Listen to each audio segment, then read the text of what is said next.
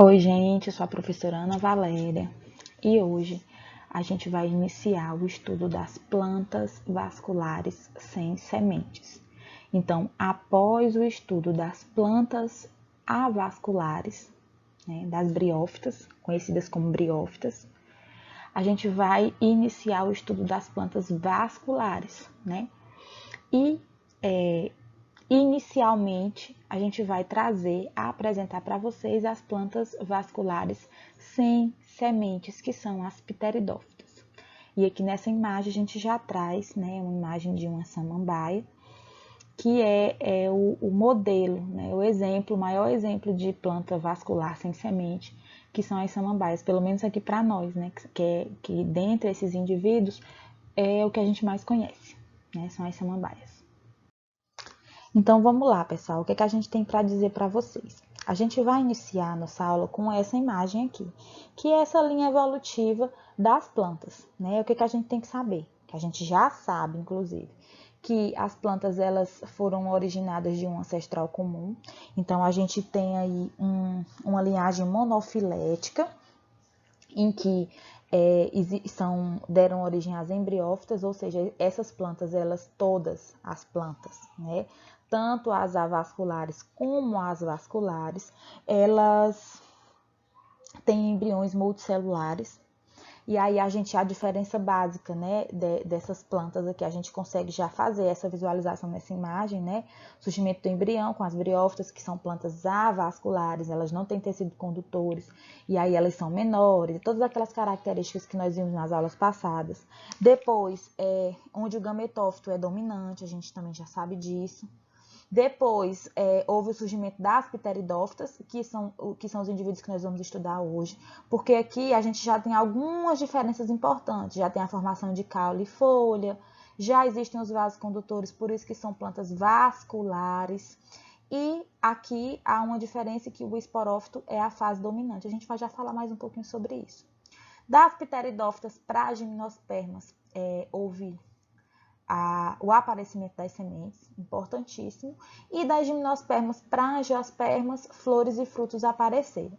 Então, a gente tem todas as plantas derivadas de uma alga verde, chamadas de embriófitas, porque tem embriões multicelulares. A partir das pteridófitas, a gente tem tecidos de condutores, tecidos de condução, e aí esses tecidos, por isso essas plantas são as plantas vasculares, e a partir das gimnospermas aparecem as sementes. A gente vai discutir isso também um pouquinho mais pra frente.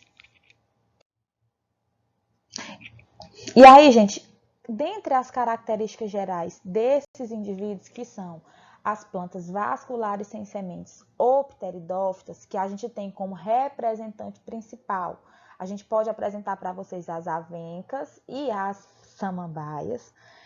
Dentre essas características gerais, a gente tem que a maioria é de pequeno porte, ainda é de pequeno porte. A gente ainda encontra, indivíduos que chegam a ter 4 metros, como a literatura apresenta, mas a grande maioria é de pequeno porte.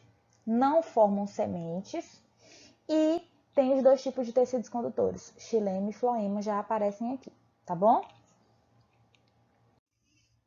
E aí, pessoal, a gente tem que entender sobre a evolução das plantas vasculares, A gente estava estudando briófita até então, vendo as características daqueles indivíduos pequenos, aqueles indivíduos que não tinham vasos condutores, aqueles indivíduos que eram dependentes da água. Por quê? Porque eles não tinham vaso condutor, porque sua reprodução era totalmente ligada à água.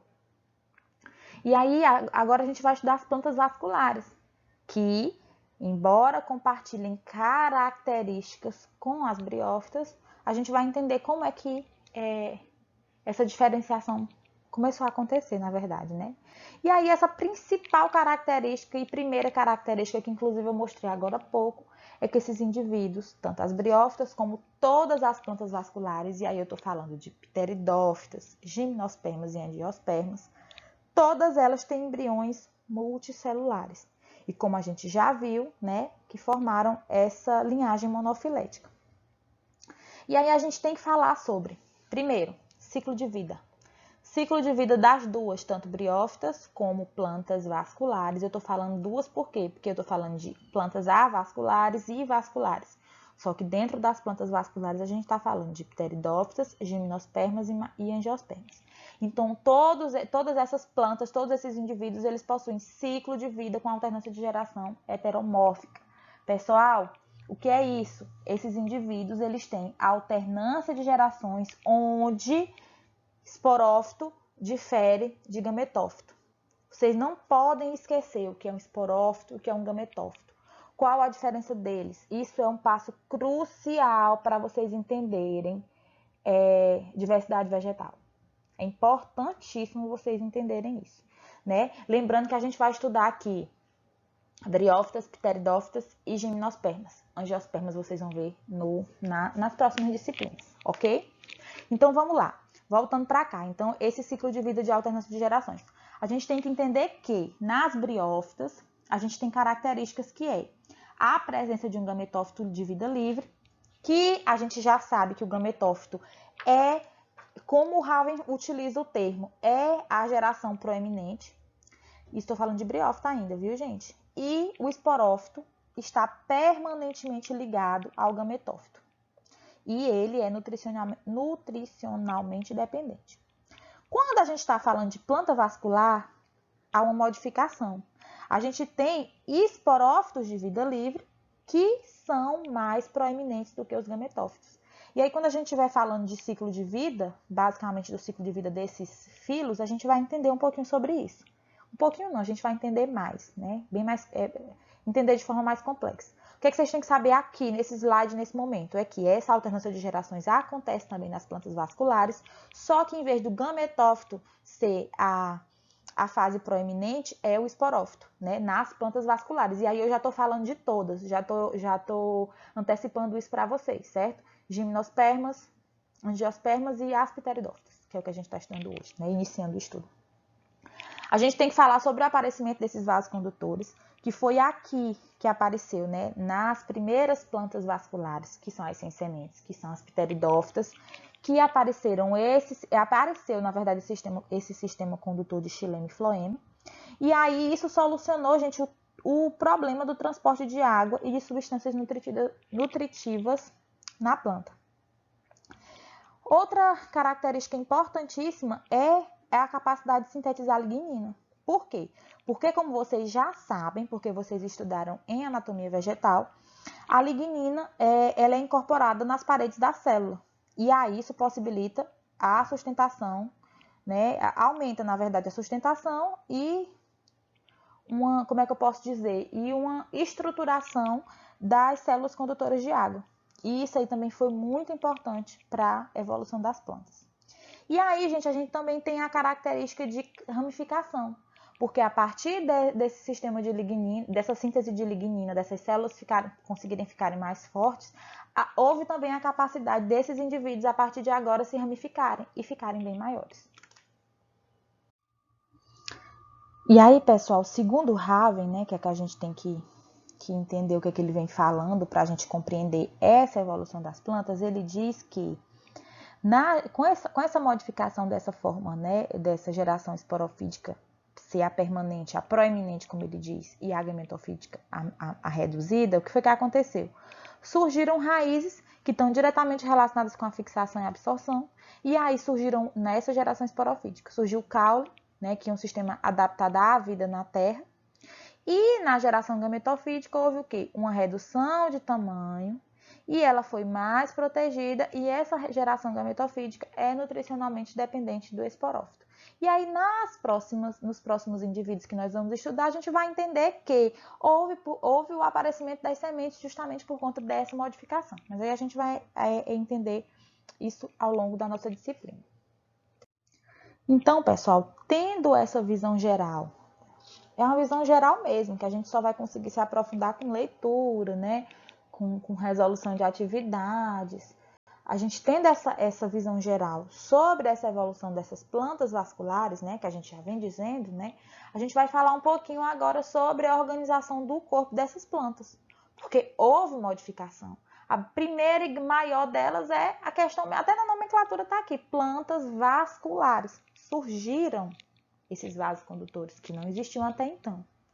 Então, pessoal, com a especialização evolutiva, surgiram diferenças morfológicas e fisiológicas entre as várias partes do corpo da planta, produzindo a diferenciação de raízes, caules e folhas, que são os órgãos das plantas. Então, até então, isso não existia. A gente até tinha estruturas um pouquinho diferentes quando a gente ia observar lá, que eram os filóides, rizóides, cauloides, mas ainda não tinha essa diferenciação de tecido, essa diferenciação morfológica, fisiológica que separava entre raiz, caule e folha, que basicamente são os órgãos das plantas. E a partir de agora, a partir do surgimento dessas plantas vasculares, isso trouxe essa diferenciação dessas partes da planta, tá bom? E aí, como é que a gente pode dizer, né? A gente pode falar que o conjunto de raiz forma um sistema radicular que fixa a planta e absorve água e sais minerais. Isso vocês já estão cansados de saber, porque lá na anatomia vegetal vocês estudaram isso. O caule e as folhas juntos formam o sistema caulinar, né? E com o caule originando os órgãos fotossintetizantes especializados e as folhas dispostas para captar a luz. E o sistema vascular conduz água e minerais para as folhas e os produtos da fotossíntese das folhas para as outras partes da planta. E aqui eu coloquei uma imagem básica, uma imagem que a gente vê lá no ensino fundamental mesmo, já de uma plantinha com raiz, caule, folhas, flores e frutos. Nós estamos sabendo aqui, pessoal, por favor, né, que as plantas avasculares sem sementes, elas não têm ainda esses frutinhos, essas flores, né? Mas aqui é só para eu tentar explicar para vocês essa organização do corpo, que agora tem raiz, tem caule, tem folha, certo? E aí uma outra coisa importantíssima, pessoal, os diferentes tipos de células do corpo da planta estão organizados em tecidos, e os tecidos estão organizados em unidades ainda maiores chamadas de sistemas de tecidos. E aí, isso aí também vocês já sabem, né? Só para a gente relembrar que há 3 tipos de tecidos. O sistema dérmico, que forma o revestimento externo de proteção da planta. O sistema vascular, que compreende os tecidos condutores xilema e floema e está imerso no sistema fundamental. Então, aqui só para revisar mesmo, tá bom? E a gente não pode deixar de falar hoje sobre os sistemas reprodutivos. Por quê, gente? A gente tem que ter muita compreensão, muita paciência no estudo desses sistemas reprodutivos, principalmente por conta de que desde o primeiro dia de aula eu venho dizendo para vocês, aparecem esses termos que são novos para o nosso conhecimento e que a gente precisa colocar lá. O que é uma osfera? O que é um anterozoide? O que é um anterídeo? O que é um gametófito? O que é um esporo? O que é um esporófito? Isso é muito importante. Não sou eu que vou colocar isso na cabeça de vocês, infelizmente, né? A gente vem tentando explicar de uma forma bem simples ou mais simples, inclusive porque nós estamos à distância. Mas isso parte de vocês. Vocês têm que entender que vocês vão ter que fazer mesmo aquele glossário. Não esqueçam, por favor, de ficar lá colocando esses termos novos e tentando explicar lá o que é cada um. Então, vamos lá. Todas as plantas vasculares são oogâmicas, ou seja, elas apresentam grandes zoosferas imóveis e pequenos anterozoides que nadam ou são conduzidos até a osfera. Certo, gente? Isso é oogâmica. As zoosferas são grandes e imóveis. E os anterozoides, eles nadam ou são conduzidos até a osfera. Nós estamos falando de plantas vasculares, de todas, pessoal, tá bom?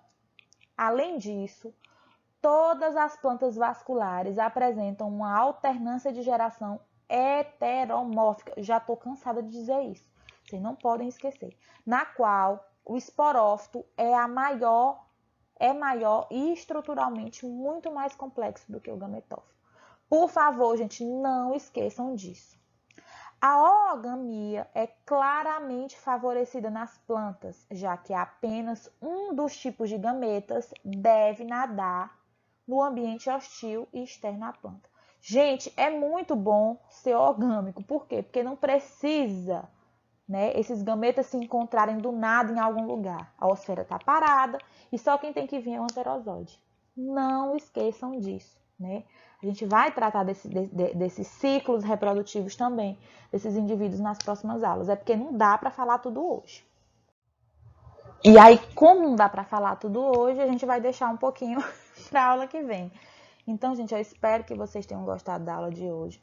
Na verdade, a gente, para falar, para discutir, a partir de agora vocês vão entender isso, né? Eu acho que também vocês já vem passando por isso. Para a gente poder compreender a evolução dos indivíduos, é importante que a gente venha discutindo, né?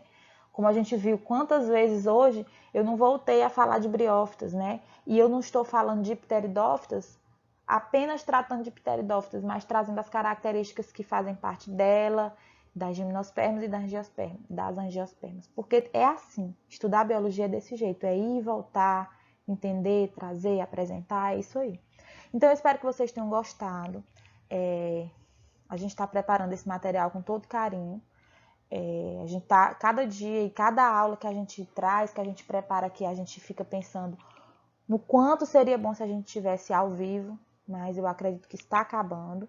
E é isso, viu, pessoal? Estudem, por favor, deem uma lida no material. Vocês têm um livro, eu estou preparando, como eu estou querendo que seja o mais simples possível, né, o mais didático possível, eu estou preparando tal qual a gente tem no material, principalmente no Raven. E é isso. Deem uma lida, estudem e até a próxima aula.